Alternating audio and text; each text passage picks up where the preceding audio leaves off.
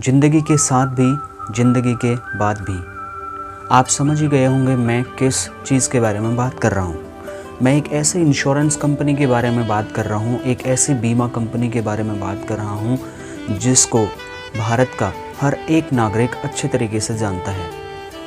आज की डेट में जब आप कभी दुकान में जाते हैं तो आप बोलते हैं कोलगेट दे देना, जबकि उसका कोलगेट नाम नहीं है, वो टूथपेस्ट है। मार्केट में ऐसी मोनोपोली कुछ प्रोडक्ट्स ने तैयार की हुई है जिनके नाम से ही उस प्रोडक्ट की पहचान होती है। जैसे आपने बोला मुझे कोलगेट दे दीजिए, कोलगेट एक कंपनी का नाम है, न कि टूथपेस्ट। टूथपेस्ट वो एक एक्चुअली में एक टूथपेस्ट का प्रोडक्ट है, लेकिन उसकी कंपनी का नाम है कोलगेट। तो आप बोलते मुझे टूथपेस्ट दे दीजिए, नहीं मुझे कोलगेट दे दीजिए। ऐसे आपने देखा होगा मुझे वैसलीन दे दीजिए, मुझे बोरोलिन दे दीजिए। तो ऐसे ही आपने देखा होगा लोग कहते हैं, लोगों ने भले ही कोई प्राइवेट इंश्योरेंस कंपनी से कोई अपना बीमा कराया हो या फिर किसी भी टाइप का कोई इंश्योरेंस कराया हो, तो लोग बोलते हैं मैंने LIC कराई है। लोग पूछते हैं आपने LIC कराई है क्या? LIC का मतलब बीमा और बीमा का मतलब LIC। नमस्कार दोस्तों, मेरा नाम है कृष्णा लोधियाल और आज की इस इन्फॉर्मेटिव वीडियो में मैं आपका स्वागत करता हूँ। आज इस वीडियो में मैं आपको LIC के बारे में कुछ हैरतअंगेज़ ऐसे तथ्यों के बारे में जानकारी देने वाला हूं जो शायद आपको पता नहीं है। और इस वीडियो के ख़त्म होने तक आपको LIC की रेपुटेशन के बारे में, LIC की डिटेल्स, जो फाइनेंशियल इंस्टीट्यूशंस की जो अंदर की बातें हैं वो आपको जानने का मौका मिलेगा और आपको ये कॉन्फिडेंस दिलाने में हेल्प होगी खुद के लिए कि आपकी जो फाइनेंशियल प्लानिंग है उसमें LIC कितना बड़ा रोल और कितना इम्पोर्टेंट रोल प्ले कर सकती है। तो चलिए शुरू करते हैं। सबसे पहले बात करते हैं कि LIC का जन्म कैसे हुआ था। दोस्तों, जब हमारा देश आज़ाद हुआ था उसके बाद बहुत सारी insurance companies, private insurance companies और नेशनलाइज्ड इंश्योरेंस कंपनीज़ मिल करके अलग अलग तरीके से काम करते थी। लगभग 224 इंश्योरेंस कंपनीज़ को 1 सितंबर 1956 में नेशनलाइज किया गया था। नेशनलाइज किया गया था मतलब उनका एकाधिकार सरकार ने अपने हाथ में लेकर के एक बहुत बड़ा जायंट बनाया था, उसको नाम दिया था life insurance corporation of India. 1 सितंबर 1956 को LIC की शुरुआत के बाद सरकार ने LIC को मात्र 5 करोड़ रुपए दिए थे बिजनेस स्टार्ट करने के लिए, और ये तय हुआ था कि जो भी आप प्रॉफिट कमाओगे उसका 5% आप मुझे दोगे, यानी कि सरकार को दोगे, और 95% का जो भी आप प्रॉफिट बचेगा वो आप अपने पॉलिसी होल्डर्स में एज ए बोनस डिस्ट्रीब्यूट कर दोगे। तो 1956 से लेकर के सन 2000 के बीच में और सन 2003 तक LIC ने मार्केट में इतनी ज़बरदस्त मोनोपोली क्रिएट कर दी थी। LIC हर घर में, हमारे देश में जितनी भी पॉपुलेशन है, 130 करोड़ से ज़्यादा की हमारे देश की पॉपुलेशन है और लगभग 35 crore plus policy holders LIC के पास में आज तक जुड़ चुके हैं।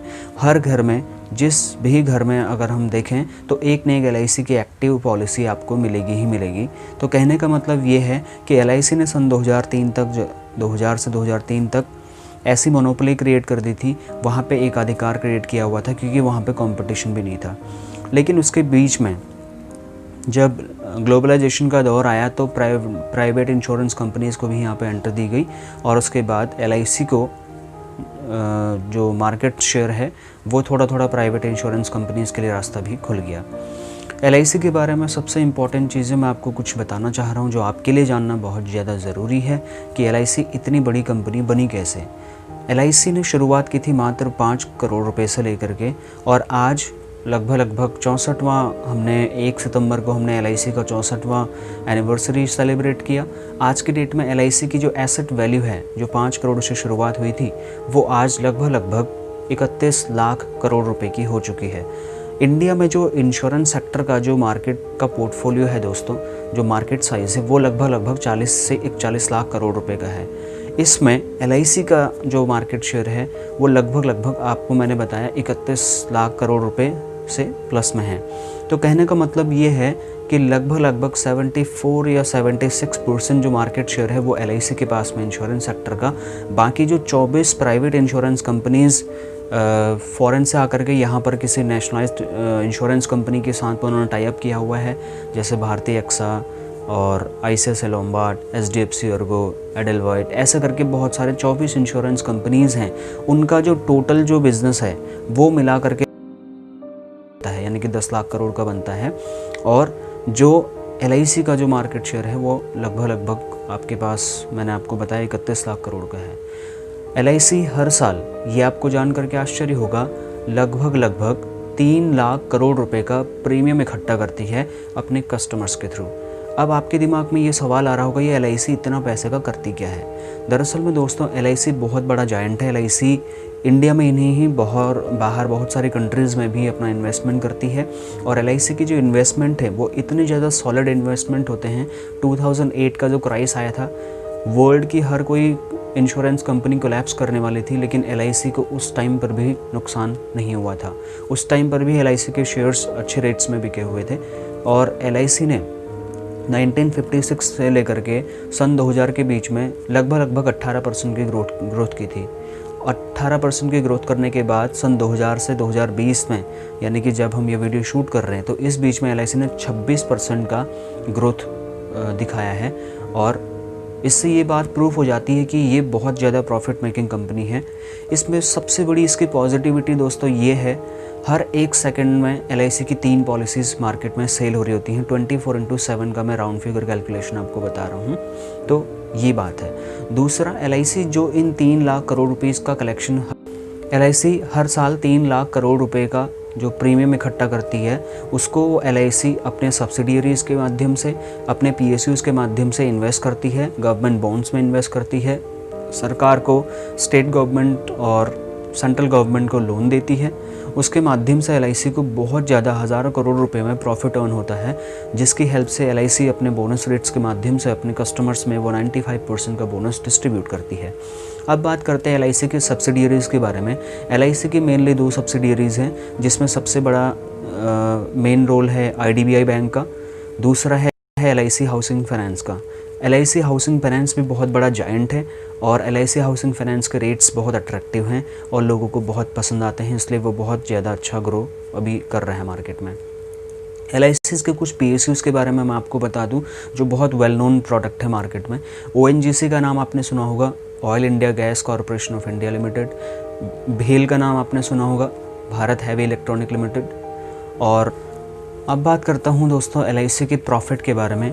LIC ने लास्ट ईयर 23,621 करोड़ का प्रॉफिट मार्केट में अर्न किया और बोनस के तौर पर 95% जो बोनस था वो पॉलिसी होल्डर्स में एज ए बोनस डिस्ट्रीब्यूट किया और 5% गवर्नमेंट को दिया, जो रूल के अकॉर्डिंग था। दोस्तों, अगर न्यू बिज़नेस की बात करें कि जो नया बिज़नेस LIC लेकर के आती है, उसमें जो LIC का मार्केट शेयर है 100% में से वो लगभग 74 से 75% के बीच में बनता है। और LIC का जो प्रीमियम कलेक्शन है वो लगभग 66 से 67% के बीच में बनता है। तो इस बात से आप ये समझ सकते हैं कि 100 में से 66% अगर प्रीमियम LIC कलेक्ट कर रही है तो LIC कितना बड़ा जायंट है। अब मैं आपको सबसे ज़्यादा इम्पॉर्टेंट बात बताने वाला हूँ, जो LIC की USP में काउंट की जाती है, यानी कि यूनिक सेलिंग पॉइंट।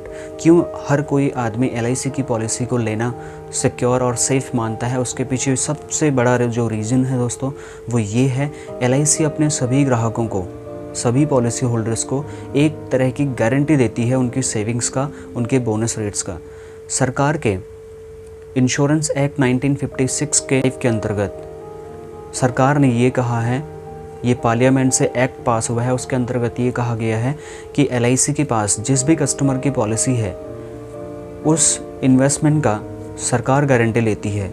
कल की डेट में LIC रहे या ना रहे, सरकार आपके पैसे की गारंटी लेती है। तो हर कोई आदमी इसलिए सिक्योरिटी के लिहाज से LIC लेना पसंद करता है। और LIC सिक्योर और सेफ़ है ये कहने की ज़रूरत नहीं है, ये मैंने आपको फैक्ट्स एंड फिगर्स के माध्यम से बताने की कोशिश की। तो उम्मीद करता हूँ ये वीडियो आपको पसंद आई होगी, आपकी जानकारी में इजाफ़ा हुआ होगा। अगर मेरा कंट्रीब्यूशन आपको अच्छा लगा तो आप मुझे सब्सक्राइब मेरे चैनल को कर सकते हैं, कमेंट कर सकते हैं और ज़्यादा से ज़्यादा अपने जानने वाले लोगों को इस वीडियो को शेयर कर सकते हैं ताकि उनका भी फ़ायदा हो। तो मिलता हूँ एक नेक्स्ट एक्साइटिंग सी वीडियो में कल और कल जो मैं वीडियो आपके लिए लेके आने वाला हूँ दोस्तों, वो होगी LIC की IPO को लेकर के कुछ ऐसी चीज़ें जो आपको शायद पता नहीं होंगी। तो thank you so much for watching.